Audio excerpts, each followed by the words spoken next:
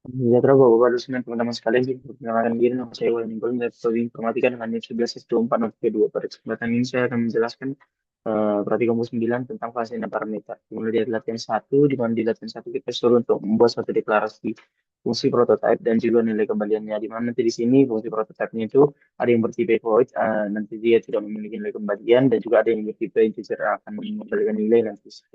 Kita sudah di source-nya, di mana nanti di latihan satu ini kita akan deklarasikan fungsi prototipe kita, yaitu nanti di sini ada fungsi sapa pengguna, bervariabel bersifat data void dan juga ada kuasa bersifat data integer. Dimana di sini kita akan menampilkan bagian di nanti di sini di void ini, jadi kan tadi hanya void, berarti dia hanya membaca inputan dari si pengguna, di mana inputan itu kita masukkan di sini si Budi, kemudian nanti untuk si integer ini maka kita akan mengembalikan nilainya itu nanti juga hasil kodratnya adalah persen D daripada hasil kodratnya itu. Nah, nanti di sini kalau untuk kita masuk ke implementasi fungsinya di luar daripada mainnya, nah nanti di sini dia void Sapa pengguna itu nanti dia akan nge-print di situ halo persen S, berarti nanti halo Budi tanda satu dan selamat datang di praktikum. Kemudian nanti di sini untuk menghitung kuadratnya berarti hitung kuadrat itu kan berarti angkanya dikalikan di angka itu lagi. Nah, di mana nanti di sini untuk menghitung angkanya itu berarti kalau angka dikali angka. Kalau dia itu integer hitung kuadrat itu adalah integer daripada angka, maka dia nanti kita return nilainya itu angka kali angka, dan nilai hasil dari returnnya ini kita akan masukkan ke fungsi ini nantinya, ke fungsi ini. Nah, nanti di sini akan dikembalikan dalam bentuk print nanti kuadrat dari hasilnya itu. Nah, di sini saya sudah jalankan, di mana nanti sesuai dengan apa yang kita jalankan. Nanti di sini kan function definition di implementasi ini kan dia nanti ini setelah dari sini dia akan dimasukkan ke dalam fungsi ke si sapa pengguna ini. Berarti ketika kita memanggil fungsi sapa pengguna, maka dia nanti otomatis kalau di sini dia kan cuma memasukkan kata Budi dan dia cuma dibaca dan tidak ditampilkan. Nah, kalau kita panggil nanti sapa pengguna, nanti yang ditampilkan itu adalah ini langsung. Halo sapa pengguna, halo Budi, dan seru selamat datang di praktikum. Nah, nanti kalau integer hitungnya itu dia akan dimasukkan ke dalam sini hasilnya itu. Nah, kemudian kita masuk kepada latihan kedua, di mana latihan kedua ini kita akan membahas tentang pass by value dan juga pass by reference. Di mana nanti pass by value ini eh, ada suatu argumen yang akan dioperasikan secara pass by value atau menyalin nilainya, kemudian nanti perubahan di dalam fungsi itu tidak akan mempengaruhi nilai aslinya. Nah, kalau kita ingin mengubah variabel aslinya, maka kita akan menggunakan pass by reference. Nah, nanti kita akan mengirimkan alamat memori atau pesan dan menangkapnya melalui pointer. Ini sudah ada source code-nya. Cuman nanti di sini sama kita deklarasikan dulu function prototype kita. Ini selesai. Kita deklarasikan function prototype kita. Ini. Cuma nanti untuk yang value dia berarti nanti langsung nilai variable value-nya. Kalau dia reference berarti melalui pointer ini. Nah, di mana nanti di fungsi mainnya itu kita deklarasikan x-nya berapa dan y-nya berapa. Kemudian kita cetak nilai awalnya berapa. Kemudian kita akan menggunakan pass by value untuk menukar value daripada si x dan y. Dan setelah ditukar nanti hasilnya akan ditampilkan. Ini. Kemudian kita juga akan menggunakan pass by reference, di mana kalau dia pass by reference berarti kita menukarnya melalui alamatnya. Nah, untuk mengubah variabel aslinya itu kita menukarnya melalui alamatnya. Dengan nanti tidak akan tukar reference daripada alamat si X dan alamat si Y.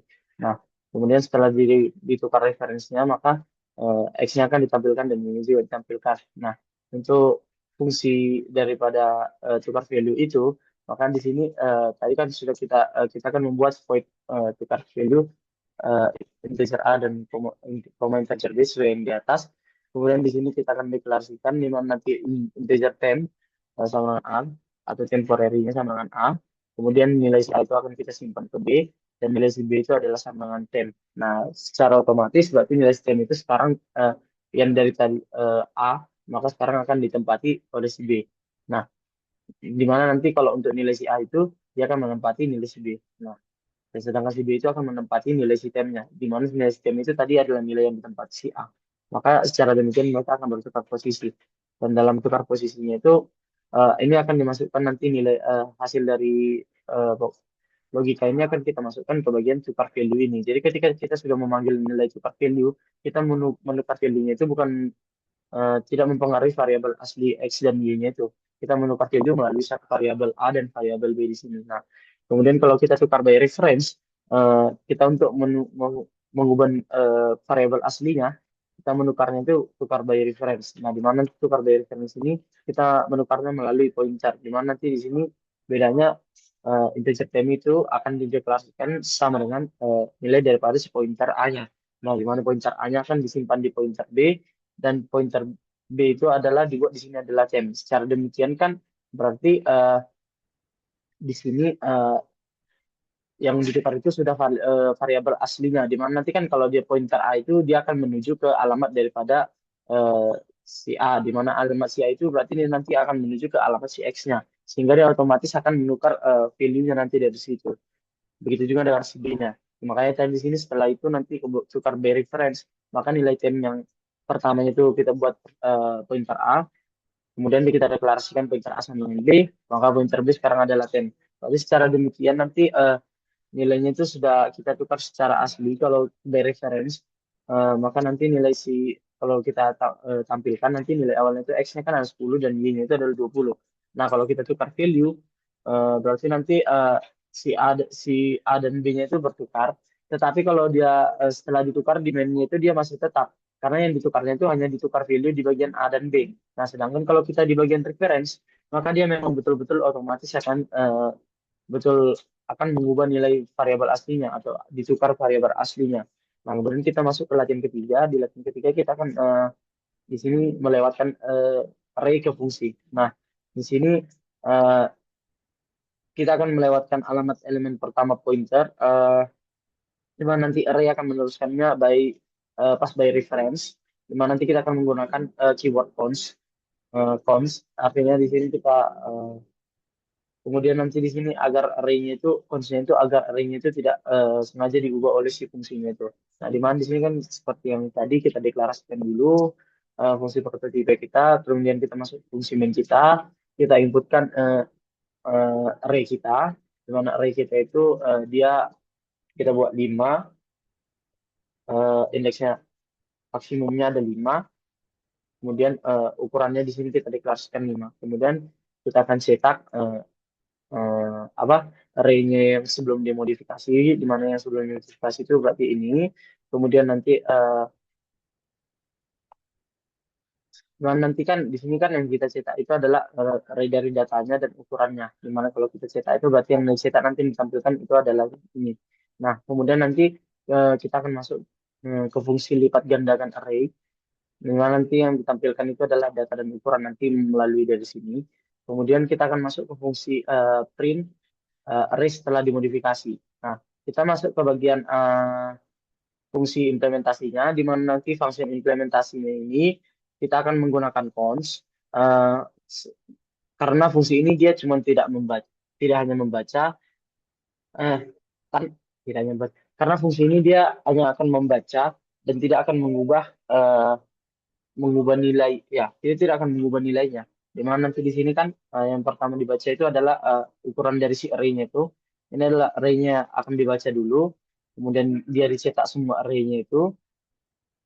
Kemudian di sini kita akan membuat fungsi untuk mengisi nilai array yang aslinya. Ini adalah fungsi untuk mengubah nilai array yang asli. Di mana nanti di sini for integer i sama dengan 0, i lebih kecil daripada ukurannya, i increment. Di mana artinya nanti kalau ini sama dengan 0, i-nya lebih kecil daripada ukuran, berarti nilai array i-nya itu akan dibuat sama dengan array i dikalikan 2. Berarti misalnya ini adalah array 1.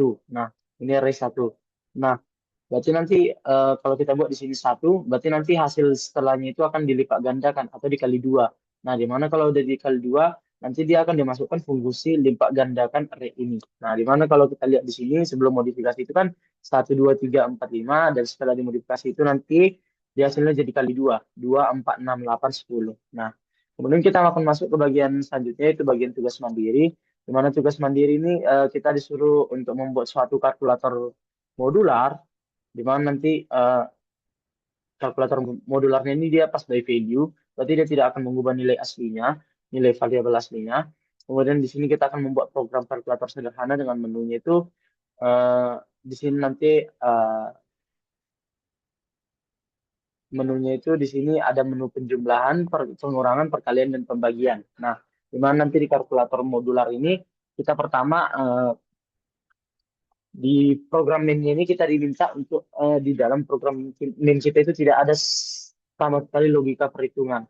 Nah, di mana nanti di sini kita akan membuat di sini ini kita deklarasikan apa yang kita perlukan nih, float tambah, kurang, kali, dan bagi. Kemudian void untuk tampilkan bagian menunya kita nanti, yaitu menu tambahan jumlah untuk kita memilih menu kita, operasi kita. Nah, di sini nanti kita akan membuat di sini kita deklarasikan integer pilihan dan float angka 1, 2 serta hasilnya. Angka 1, 2 ini akan merujuk nanti ke bagian ini, A dan B ini. Kemudian nanti di sini ada kalkulator modular, ini. Kemudian di sini kita akan tampilkan menunya nanti yang berdasarkan dari sini. Kemudian kita akan memilih operasi kita, operasi yang dari tampilkan menu. Kemudian di sini akan ada logika jika pilihannya itu lebih kecil daripada 1 atau pilihannya itu lebih besar daripada 4, maka dia akan mengembalikan error atau pilihan tidak valid. Nah, kemudian kita akan memasukkan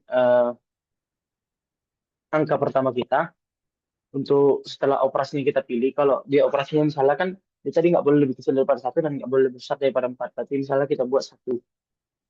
Nah, kemudian di sini nanti setelah kita pilih itu kondisinya hanya 2 kan. Berarti kan kalau dia nggak boleh lebih kecil daripada 1 atau dia lebih kecil daripada, berarti kan dia sebenarnya bisa 1. Atau kalau kita buat logika baru, sebenarnya bisa juga uh, lebih kecil sama dengan 1 dan pilihannya itu nggak boleh lebih besar sama dengan 4. Berarti dia hanya terbatas di angka 1 sampai 4. Seperti ini juga bisa. Nah, kemudian kita akan masuk angka pertama dan angka keduanya. Kemudian kita akan ngeprint, di mana nanti kalau dia case 1, dia akan melakukan fungsi tambah. Kemudian kalau dia di 2, dia akan melakukan fungsi kurang. Di case 3, dia akan melakukan fungsi kali. Kemudian di case 4 ini, jika angkanya itu habis, angka 2-nya itu sama dengan 0, maka dia tidak akan bisa dibagi. Kalau dia angkanya tidak sama dengan 0, maka dia akan nanti melakukan pembagian. Nah, dimana nanti untuk pembagiannya ini kita lakukan di fungsi implementasinya di luar daripada si main-nya. Nah, di sini nanti kita akan, ini adalah fungsi implementasi, mulai dari implementasi dari tampilkan menu nanti di sini. Dimana tampilkan menu tadi itu kan yang di atas itu kan kita gunakan void. Nah, dimana di sini nanti dia akan mencetak void-nya itu penjumlahan, dicetak print-nya itu ini. Kemudian nanti kalau ditampilkan menu kita akan memilihkan, nanti disuruh memilih angka operasi antara 1 sampai 4 ini. Kemudian nanti dia setelah kita pilih, dia kan nggak akan menampilkan menu itu lagi, tapi dia langsung masuk ke bagian ini. Langsung bagian masukkan angka pertama dan masukkan angka kedua. Nah, kemudian kalau dia misalnya 1, berarti dia akan melakukan fungsi ini. Ini, ini adalah logika untuk fungsi pertambahan, ini untuk kurang, ini untuk kali, dan ini untuk bagi. Nah, cuman di sini nanti saya sudah coba jalankan sekali, di mana nanti di sini ini ada kalkulator modular, terus kita buat di sini ada penjumlahan, pengurangan, perkalian, dan juga pembagian. Nah, di sini kalau kita pilih angka pertama, saya pilih operasi kedua, berarti pengurangan. Saya pilih angka pertama 5 dan angka kedua 4, maka hasil sisanya itu nanti 1. Kenapa koma 00? Karena saya tadi membuat dalam tipe disuruh dalam tipe data float. Nah, dimana floatnya ini saya buat 2 angka di belakang koma ini. Nih, hasilnya itu 2 angka di belakang koma. Kita tampilkan nantinya. Nah, kemudian atau coba kita buat lagi contoh dia melakukan fungsi pembagian deh 4. Nah, seperti yang tadi saya bilang, kalau dia hasilnya angka keduanya itu 0, berarti dia nggak bisa dibagi. Maka dia akan menampilkan pesan error pembagian dengan 0 tidak diizinkan. Nah, kemudian kalau contohnya kita buat lagi, tapi dia pembagiannya itu bisa dilakukan 4/3. Nah, dia akan menghasilkan hasil pembagiannya di sini. Nah, berarti dengan demikian tugas 1 kita sudah selesai untuk kalkulator modular. Kemudian kita akan masuk ke bagian kedua, tugas kedua yaitu kalkulasi lingkaran. Nah, di mana di bagian kalkulasi lingkaran ini kita akan disuruh membuat satu fungsi pada bahasa C, di mana biasanya nanti eh, dia hanya bisa mengembalikan nilai return dari satu nilai. Nanti eh, kalau biasanya pada CV ya mereturn satu nilai. Nah, di sini kalau kita menggunakan pass by reference, berarti nanti kita harus bisa mengembalikan fungsi itu bisa dikembalikan dengan banyak nilai dengan mengubah nilai variabel aslinya di sini. Nah, kemudian di sini ini adalah ketentuan-ketentuannya disuruh kita membuat void hitung lingkaran dari void jari-jari, luas dan kelilingnya. Kemudian fungsi ini dia kan nggak mengembalikan apa-apa, melainkan hanya langsung menyimpan hasil perhitungan luas dan keliling ke dalam alamat memorinya kan kita gunakan atau kita kirimkan. Nah, di mana nanti kita pin itu sudah deklarasikan 3,14. Kemudian di sini nanti dalam fungsi main kita akan hanya mendeklarasikan variabel luas dan kelilingnya. Kemudian kita panggil fungsi tersebut lalu langsung cetak hasilnya tanpa ada logika satupun di dalam fungsi main itu. Nah, di mana di sini seperti yang tadi ini adalah fungsi yang kita gunakan. Di sini kita define dulu si P-nya itu adalah 3,14. Kemudian inilah void hitung jari-jari, kita deklarasi function kita. Nah, kemudian kita masuk ke bagian main, di mana di bagian main kita akan mendeklarasikan jari-jari luas dan keliling ke dalam tipe data float. Nah, di mana nanti kita print judul utamanya kalkulator lingkaran, kemudian kita akan memasukkan jari-jari kita dan program akan membaca input dari jari-jari kita dan akan memasukkannya ke alamat jari-jari. Nah, di mana nanti kalau jari-jarinya itu lebih kecil sama dengan nol, maka pesannya itu jari-jari. Kalau di sini kan dia jari-jarinya itu akan disuruh saya buat di sini langsung akan menghasilkan harus bernilai positif. Jadi tidak boleh bernilai negatif. Karena kalau kita menghitung satu luas, nggak mungkin dia hasilnya bisa negatif. Dan hasil jari-jari itu biasanya dia langsung positif. Nggak, nggak mungkin kita menghitung jari-jarinya itu minus kan. Jadi sini kita deklarasikan dulu bahwa si jari-jarinya itu nggak boleh lebih kecil daripada nol. Minimal dia harus nol. Nah, kemudian di sini kita akan buat fungsi hitung lingkarannya. Di sini hitung lingkaran ini nanti kita akan memasukkan jari-jari, kemudian nanti dia akan mengembalikan nilai luas dan juga kelilingnya nanti di sini. Nah, di sini kita tidak ada logika perhitungan untuk hitung lingkarannya ini, karena nanti akan kita buat di function di luar daripada fungsi mainnya. Nah, kemudian di sini kita masuk ke bagian fungsi implementasi functionnya, di mana nanti di sini dia menggunakan pass by reference, berarti dia akan mengganti eh, nilai variabel aslinya menggunakan pointer di sini. Di mana nanti dia untuk luas itu, pointer luas itu dia adalah pi kali r atau pi r kuadrat. Nah, di mana nanti di sini hasil dari nilainya ini akan langsung dimasukkan ke dalam si ini nilai si luas luas ini kan langsung dimasukkan ke alamat si luas ini. Jadi ketika ketika dia dicetak si luasnya, yang dicetak itu bukan lagi yang 00F ini, melainkan langsung hasil dari angka inputan yang kita masukkan itu. Misalnya jari-jarinya kita buat 4, berarti nanti di sini 4 kali 4, 16, 16 dikalikan 3,4, itulah hasilnya nanti yang akan disimpan ke alamat si luasnya dan dicetak langsung di sini. Nah, kemudian untuk kelilingnya, maka sama juga kalau kelilingnya berarti dia 2PR. Nah, nanti si nilainya itu juga akan dimasukkan kepada langsung dimasukkan ke alamat daripada si keliling ini dan maka nanti nilainya itu akan mengubah nilai variabel aslinya yang ada di main-nya ini dengan nilai dari yang ada di luarnya di function luarnya ini sesuai dengan inputan yang dimasukkan nanti ya, inputan jajar yang dimasukkan. Contohnya kalau kita jalankan program ini adalah tugas kedua. Nah, kita masukkan misalnya jari-jari lingkarannya itu adalah 6. Nah, berarti dia nanti 3,14 dikalikan 6 dikalikan 6. Berarti nanti ini adalah hasil luasnya, di mana hasil luasnya ini kan dia tidak ada lagi logika di dalam, tapi dia akan melakukan perhitungan logikanya itu atau fungsinya itu di luar daripada fungsi si main-nya. Sehingga kalau kita nanti di dalam fungsi main-nya itu kita hanya menampilkan nilai daripada eh, hasil daripada hitung luas ini, function hitung luas ini, tanpa ada logika satupun di dalam integer main-nya. Nah, kemudian di sini berarti program kita sudah berjalan dengan lancar. Kemudian kita masuk ke tugas terakhir, di mana tugas terakhir kita membuat satu statistik array. Di mana statistik array ini adalah kombinasi daripada array dan pointer. Berarti kalau yang tadi di tugas satu kita tadi dia tentang eh, kalau di tugas satu dia tadi menggunakan by value ya, ya, ya. Kemudian di tugas dua dia akan menggunakan pass by reference. Nah, kalau yang di sini dia akan eh, menerapkan fungsi pass by reference, mana nanti program itu akan mengintegrasikan konsep array. Array-nya ini akan menjadi suatu parameter dan eh, dia menjadi parameter dan pass by reference-nya. Nah, di mana nanti kita akan diminta memasukkan suatu 5 angka integer ke dalam array, kemudian kita membuat fungsi tunggal untuk cari statistik, yang nanti dia akan mencari nilai minimum, maksimum, dan rata-rata dari array tersebut sekaligus. Dimana kemudian kita akan mendeklarasikan fungsi yang diharapkan, di mana di sini nanti void cari statistik, const dari integer array, eh, integer ukuran, dan integer pointer min, max, dan rata-rata. Nah, berarti di sini kan yang const itu kan dia seperti yang latihan ketiga tadi, dia akan eh, dia akan menggunakan pass by reference, di mana nanti dia menggunakan keyword constraint ini agar array-nya itu tidak sengaja diubah oleh si fungsinya.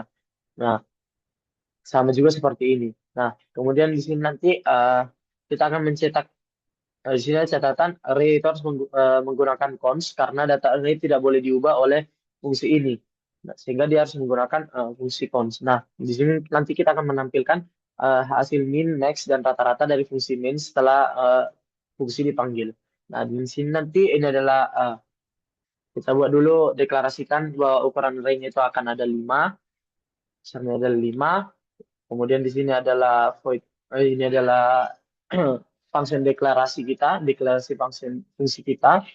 Dimana nanti di sini semua itu void dibuat, berarti itu yang memiliki nilai kembalian dia hanya membaca saja.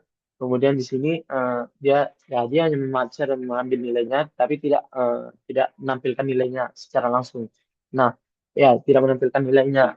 Ya, kemudian kita masuk ke fungsi mainnya, di mana di fungsi mainnya ini kita dikasihkan array kita, di mana array kita itu ukuran array, data dari ukuran array kita itu, kemudian kita akan membuat deklarasikan min dan max-nya, kemudian rata-ratanya kita buat dengan tidak ada float. Kemudian kita print statistik array-nya, kemudian kita akan mengambil input array-nya itu berarti dari data dan ukuran array-nya nanti. Kemudian itu nanti logikanya akan kita buat di luar, kemudian kita akan mencetakkan data yang dimasukkan itu, di mana data yang dicetakkan yang dimasukkan itu akan ditampilkan melalui fungsi cetak array dari data dan ukurannya nanti. Nah, kemudian di sini ada statistik, cari statistik, di mana nanti di sini ada data dari si array-nya, kemudian ukuran array-nya, alamat min, alamat max, dan juga alamat rata-ratanya. Kemudian kita akan menampilkan nilai dari nilai minimum, maksimum, dan rata-ratanya di sini. Nah, kemudian nanti kalau di fungsi implementasi functionnya itu, berarti nanti kita akan menginputkan array, di mana nanti kita akan memasukkan angka-angka integernya. Kemudian nanti angkanya ini nggak boleh lebih besar daripada ukuran yang sudah ditetapkan, berarti 5. Berarti nanti kalau dia angkanya kondisi ini terpenuhi, dia akan mencetak angka ke D. Di mana nanti angka ke D ini akan berisi dari nilai si I yang kita masukkan. Kemudian I-nya itu dibuat I plus 1. Nah, kemudian dia akan melanjutkan logika ini terus dan menerus. Kan mulai dari 0 tadi, berarti nanti yang ditampilkan itu ada 5.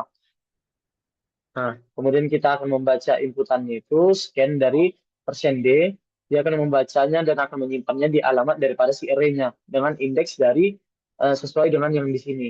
Nah, kemudian nanti dia akan mencetak array-nya, di mana nanti dicetak array-nya ini dia akan ngeprintkan dia nih print buka kurung siku, kemudian dia akan memasukkan semua nilai integernya dan kalau setiap iterasi maka akan ditambahi koma nantinya di sini, koma koma koma hingga pada saat nanti selesai dia akan dikasih tutup kurung. Nah, setelah kita cetak array-nya maka kita akan masuk ke bagian cari statistik. Nah, di bagian fungsi implementasi function cari statistik ini berarti kita akan mencari nilai integer max, min max, dan rata-ratanya menggunakan cons. Karena tadi cons itu kan dia tidak boleh variabel datanya itu diubah oleh si function ini, fungsi ini.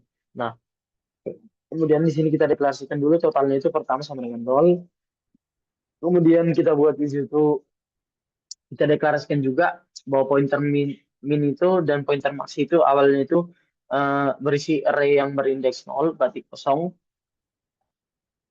Kemudian kita akan melakukan iterasi di mana for integer i sama dengan 0 ukurannya, maka kemudian dia dicek kondisinya, if array i lebih kecil daripada pointer si minnya, maka pointer minnya itu adalah array-nya itu, array si i-nya itu. Dan juga kalau jika dia pointer i, array i lebih besar daripada pointer max-nya, maka eh, pointer max-nya itu adalah nilai daripada si array i-nya itu sekarang. Kemudian nanti totalnya itu sama dengan dari nilai daripada si array i-nya itu.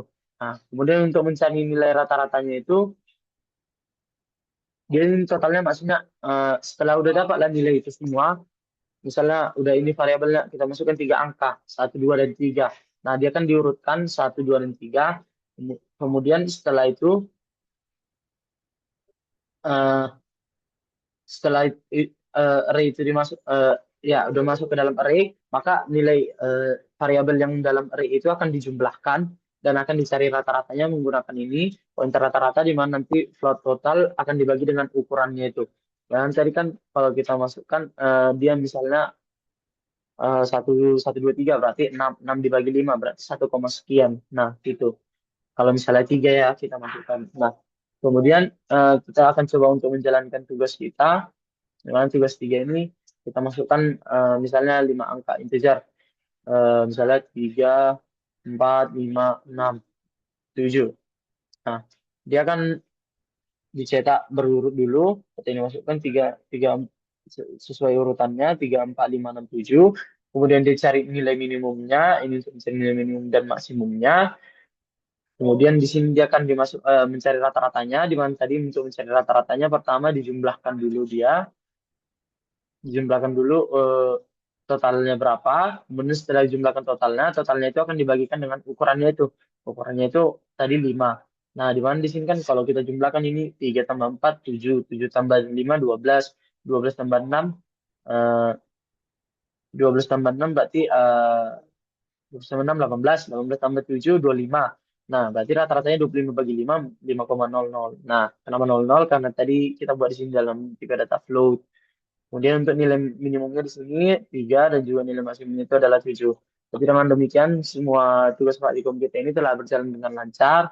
Mungkin sekian yang bisa saya sampaikan. Jika ada kesalahan kata saya mohon maaf. Sekian dan terima kasih.